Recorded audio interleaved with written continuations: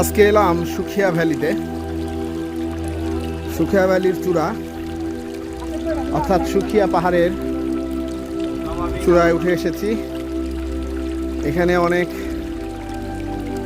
জুমঘর, সেই সাথে অনেক ভিজিটর্স মানে দর্শনার্থী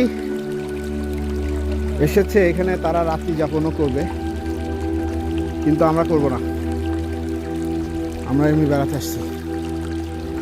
এটা সুখিয়া ভ্যালির চূড়া।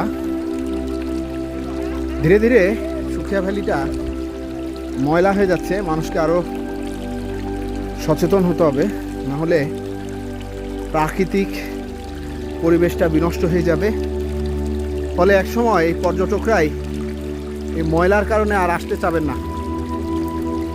তাই সকলকে প্রকৃতির কথা চিন্তা করে পরিবেশটাকে পরিষ্কার পরিচ্ছন্ন করে পর্যটন উপভোগ করার জন্য আহ্বান থাকবে।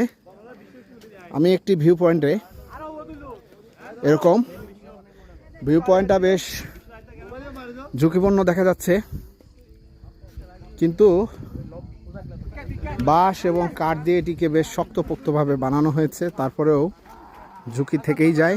এখানে একটি টাওয়ার বসানো হয়েছিল, বেশ কিছুদিন যাবৎ এটি বন্ধ রয়েছে। আমি 4 তলা যখন করেছিল তখন আমি উপরে গিয়েছিলাম, ওখান থেকে অসম্ভব সুন্দর লাগতো।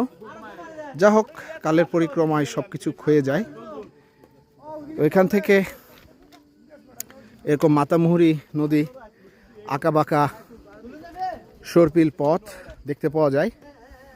পাহাড়ের উঁচু নিচু গিরিখাতের মধ্য দিয়ে নদীটি এঁকে বেঁকে চলে গেছে, বঙ্গোপসাগরে যায় পড়েছে।